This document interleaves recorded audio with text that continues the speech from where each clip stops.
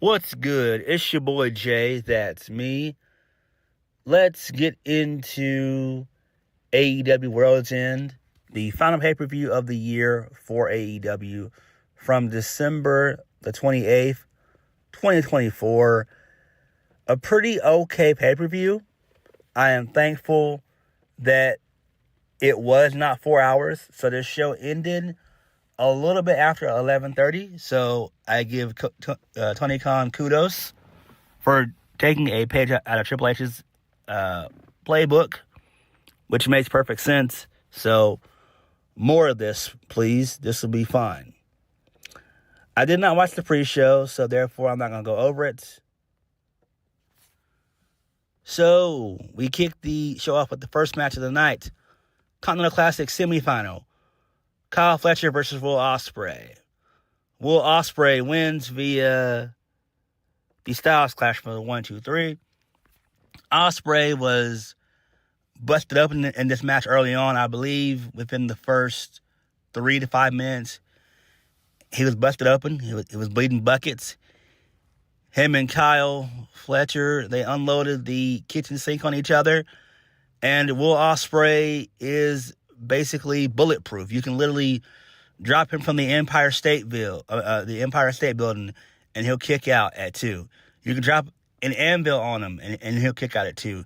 You can run him over with a car, and he'll kick out at 2. It's insane. But like I said before, Will Ospreay gets the win via the Styles Clash, and he advances to the finals. Okay, that's fine. Moving on, so this leads us into the second semifinal match for the Continental Classic. Kazuchika Okada versus Ricochet. Okada defeats Ricochet via the Rainmaker. Match was fine. So we all knew that this is what they were going to do. I'm glad that they didn't do Ospreay and Ricochet 3. I'm glad they didn't do it. I ended up watching their match on Collision that they had a week ago, basically, and it was okay. So Ricochet is slowly but surely turning heel, and I do like that. So he's now showing his heel tendencies. So Swerve then comes out to a really good reaction from the crowd. So Swerve gets on the mic. He reminds Ricochet that he said he was going to win the tournament this year. Ricochet said he'd embarrass Swerve if he lost, and here he is. Swerve says Ricochet talks a whole lot, and Swerve is going to clean up his mess. Want to know the best way to clean up a mess? So Prince Nana comes out with a cart full of toilet paper, which is funny as hell. So Prince Nana hands TP to the crowd, and Swerve tells the fans that they should wish Ricochet a Happy New Year. And on the count of 3, everyone says Happy New Year. And then they throw toilet paper to Ricochet, which is funny. So, okay, so I do like this. So they are going to go Swerve Ricochet going forward. I do like this. It makes perfect sense. This gives both guys something to do. Hopefully this turns into a feud.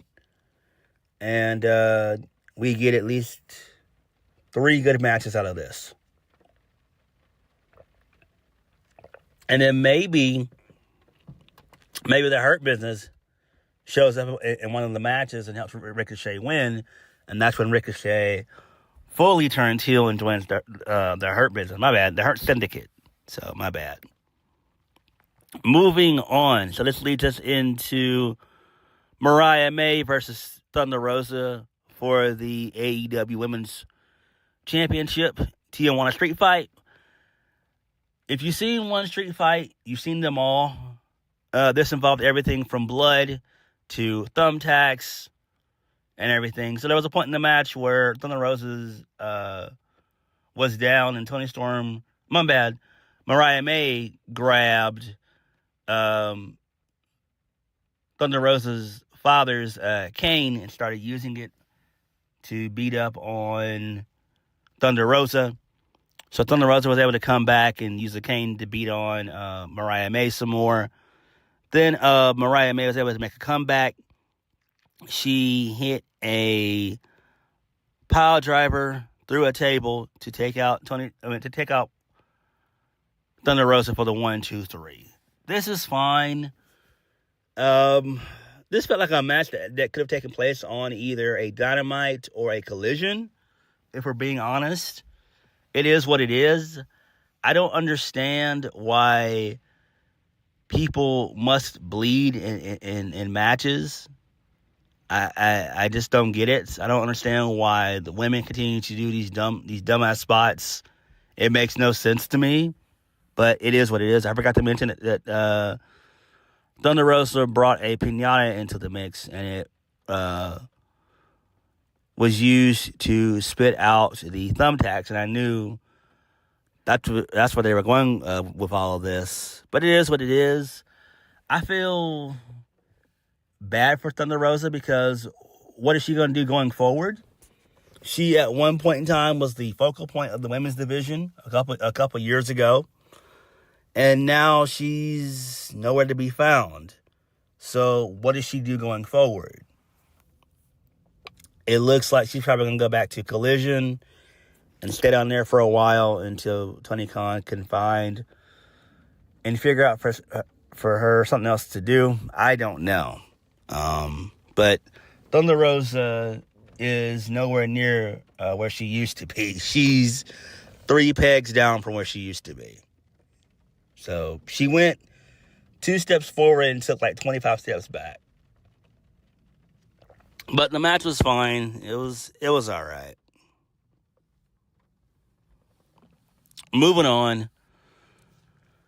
Adam Cole versus MJF for the Dynamite Diamond Ring. MJF wins. And Adam Cole and MJF, they bled buckets in this match for whatever reason, too. Adam Cole, he got busted open early on in the match. I think like 3 minutes in, he was already busted open. Already bleeding like a turnip or a tomato. I don't get it. So MJF wins via the Heat Seeker.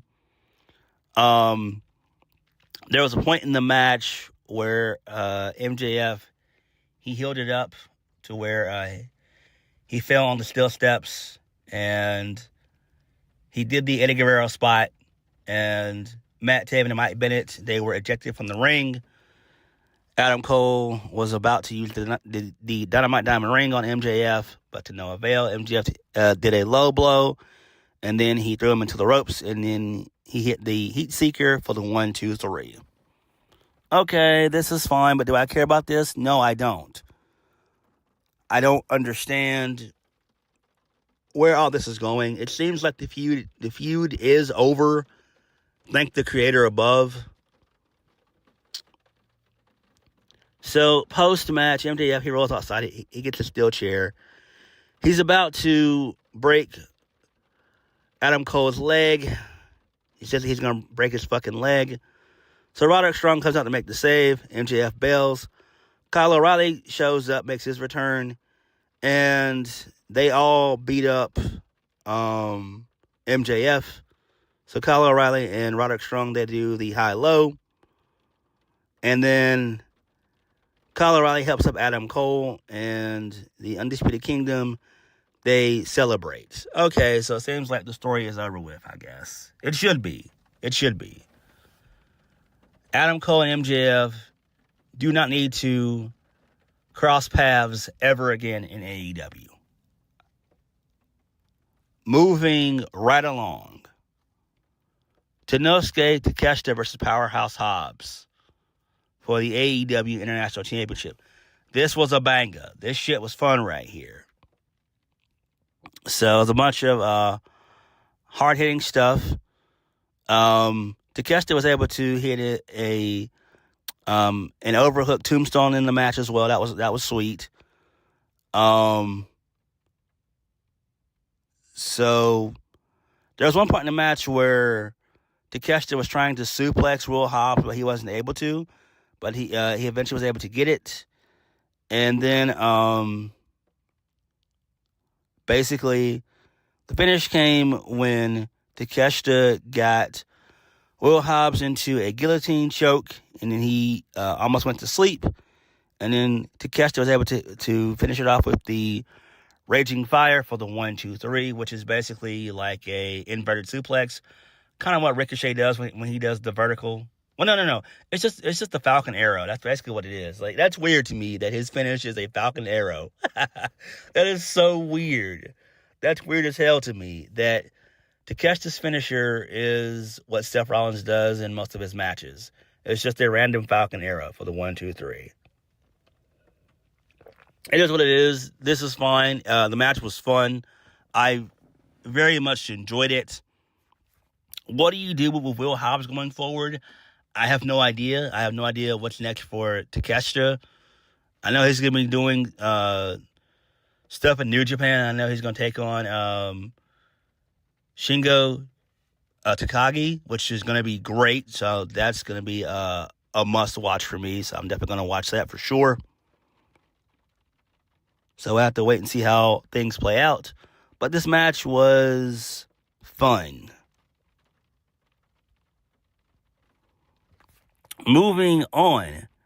So this leads us into Mercedes Moné versus Chris Statlander, number 2, part 2, for the AEW TBS Championship. Mercedes Moné gets the win. This match was really fun here. I enjoyed it. There was a spot in the match where Mercedes hit a tombstone on the outside, which should have been the finish, but it wasn't because Statlander was able to get to her feet at the count of 9 and roll back into the ring. There was also one part in the match where Statlander got her boot caught in the ring apron on the outside, and so her boot was just like stuck there. It was like super glue, basically. But Statlander was able to hit the Saturday night, her Saturday night special, but Mercedes reversed it into a seatbelt for the 1-2-3. You know, the seatbelt that Will Ospreay does. That's how she won the match, which was weird to me. I was like, what the fuck? What kind of shit is this? But it's fine. It makes sense. I see where they're going with this. I'm hoping and praying that in 2025, Chris Statlander is done with AEW. Chris Statlander needs to be in WWE. I would put her in NXT for at least 6 months, just 6 months, and then bring her up to the main roster. The girl is primed and ready. She would fit in WWE like a fucking glove. She's that damn good. She's a good seller. She's got good timing. She knows how to wrestle. She's good on the mic. She looks good. She's got all the tools, man. She's got all the tools. What do you do with Statlander going forward? I have no idea. I don't know what's next for Mercedes. I know she's going to take on Mina Shirakawa at the Wrestling Dynasty event for New Japan and AEW. That dual show, that crossover show that's coming in January 5th. Moving on, I wanted to burn my laptop for this next match. Kazuchika Okada versus Will Ospreay. AEW Continental Classic Finals. Okada wins. And these guys, like Kyle Fletcher and Will Ospreay, earlier on in the night, they threw the kitchen sink at everything. Will Ospreay kicked out of every fucking thing. He no-sold so many moves in the match. It was just unreal. Okada wins the Rainmaker. This match irked me because Ospreay is just a spot monkey. That's all he does. I don't understand how people think that he's the best wrestler in the world. He's not. Ospreay is a damn spot monkey. That's all he knows how to do. He's just an athletic white Ricochet. That's all he is. He can't sell. He doesn't know how to. He doesn't know how to sell at all. He doesn't. He's an okay promo, and he's okay in the character department. But his wrestling in between the ropes is just a bunch of spot fest, spam, video game, Power Ranger, Dragon Ball Z fight scene bullshit. That's what he does.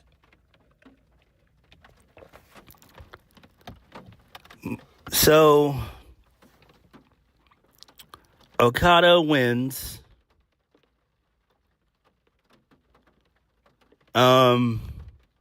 So Christopher Daniels, he comes out. He's on the top of the ramp, and he congratulates Okada on his victory.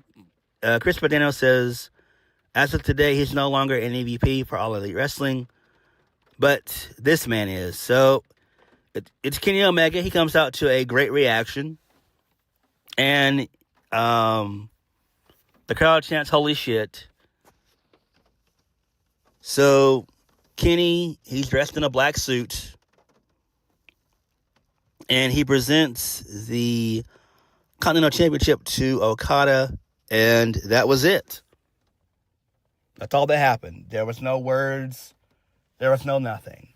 So I am glad that Kenny is back. I am going to watch his match with Gabe Kidd. I want to see how Kenny's going to wrestle going forward. Kenny, going forward in 2025, does not need to wrestle that much. The guy has slimmed down a ton. He looks great, no homo. He does. He does look great. I just hope that he has changed his wrestling style. He's not wrestled in well over a year. And I just hope that he has changed his style for the better. And I do look forward to seeing him and Gabe Kidd go at it. Moving on. Main event of the evening. Fatal 4-way for the AEW World Championship. Jon Moxley defeated Orange Cassidy, Hangman Adam Page, and Jay White. Jay White took the pin in this one. This wasn't long. This lasted about maybe 15 minutes.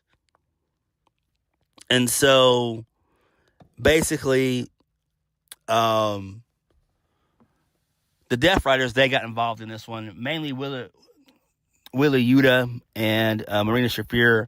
So in the match, Jay White took her out with a Blade Runner.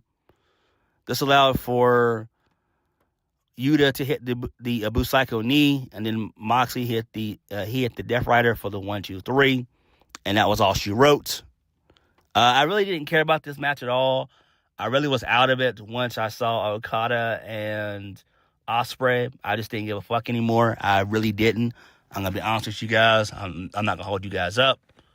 I'm going to be honest with you guys like I always am. After that Okada match and Ospreay, I just didn't give a fuck anymore. I was like, fuck this shit. So, basically, the Death Riders, they were going to continue to beat up Jay White and company, but it didn't happen because FTR, they made the save. The lights go out. So Edge, he comes back. He's back. So it's a massive brawl. FTR, they hit the Shatter Machine to Wheeler Yuta, and then Edge and Moxley, they stand eye to eye. Edge hits a spear on Moxley.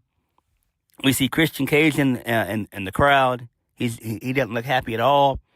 So Adam Copeland then locks in the crossface with a piece of the steel chair in the mouth of Moxley. And then Wheeler Yuta is able to pull Moxley to safety. Then Edge gets on the mic and he calls Moxley a kid. He tells him that he was growing pubes when Copeland was winning titles. And then he said this Wednesday on Dynamite, Fight for the Fallen, it's going to be the Death Riders versus Rated FTR, and that was it. So this is decent. I do like this, but again, I don't give a shit about the Death Riders storyline anymore. I just don't. I don't care about the Death Riders takeover storyline. I think that needs to be scrapped. There is no way that we can go 12 straight weeks of Death Rider nonsense. Because AEW's next pay-per-view is Revolution. It's in March of next year. I don't know. I don't know. I'm excited to see Edge and Moxley. But I just can't bring myself to care for it. I just really can't. I can't because I'm not invested in this storyline. And I don't think that Shane McMahon is going to show up anymore. I don't. He didn't show up at World's End. Obviously, he's not going to show up at New Year Fight for the Fallen on Wednesday. And I don't see him sitting at home for 12 weeks to show up at AEW Revolution in March. I don't see that happening. I just don't. So they have to do something. They have to do something because this storyline has gone on long enough and no one cares about it. Nobody cares about it at all. So it is what it is. The pay-per-view itself was okay. I really wasn't invested in most of the matches. I did like Takeshita and Will Hobbs. I thought that was great. Everything else I didn't really care about. Mercedes and Statlander 2, that was good. I did enjoy that a little bit. Everything else I just didn't give a shit about. I didn't care about the Undisputed Era. The Undisputed Kingdom coming back together. I didn't care about that at all. I don't care about the Death Riders takeover shit at all. I don't care about MJF. I just don't. I'm interested in Swerve and Ricochet to see where that goes and how that progresses. I'm glad that Edge made his return. I thought that Edge was going to be gone for a while, and he was gone for 7 months. But he came back in 7 months. I didn't think the Edge would show up until probably next year around Revolution. But thankfully he came back.